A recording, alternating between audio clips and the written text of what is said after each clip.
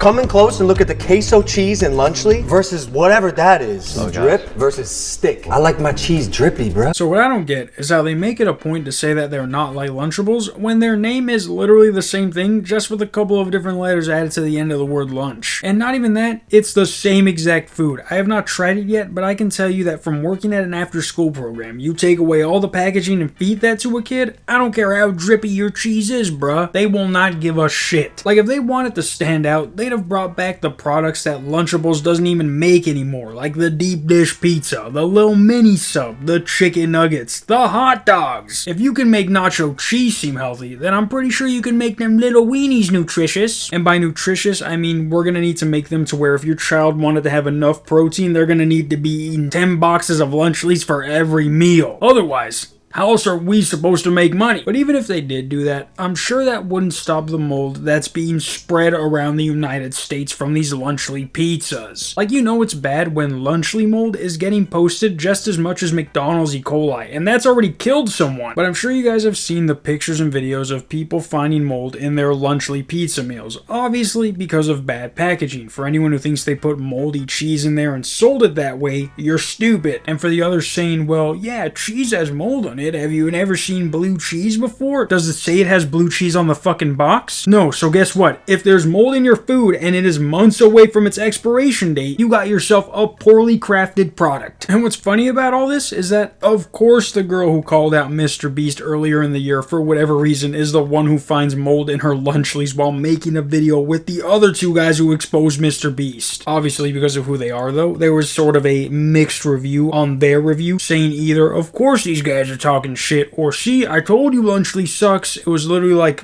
comments fighting each other. And I get that people are making jokes about this because they hate the big three, but I don't think people realize that these are just the people who are coming forward to say something. Like, as of yesterday, there was another streamer who found mold in their Lunchly, and it's like, I wonder how many parents put one of these in their kid's lunch, and when their kid opens it at school, they're like, yo, look at this sick green cheese, and starts eating it thinking that that's how their cheese is supposed to look. Like, they sold out almost immediately when they dropped, and I'm sure some parents are aware of what's going on, but I'm sure a lot of them didn't even really think twice about it, because what parent is making sure that their kid's food is mold free before giving it to them? That's not something a parent should be worried about on a daily basis. We don't live in fucking Outlast or whatever. We're not in a post-apocalyptic world. We shouldn't be checking our food for mold, especially when the food's not even months old yet. But what's even more insane is how little this company and or these three have to do after finding literal mold in their food that's marketed for children. If this happened to like Kellogg's or any other well-known food company, there would be a recall, Facebook groups with angry parents would start popping up. But no, all they do is post their food going through an x-ray machine, and it's like every company that has packaged food has one of those. How the fuck is that going to detect if the package is sealed properly or not? How the fuck is that going to detect if the package is sealed properly or not? They even got community noted, and they're like, yeah, this doesn't test for lead either, so shut up for a second, yeah? Kids are being poisoned by your product, and you're showing us a fucking x-ray machine that they use at the airport. Like, when one of these guys needs to make a response, they stay quiet, but if you fart on a Prime bottle, Logan's gonna sue you for defamation, slander, corruption,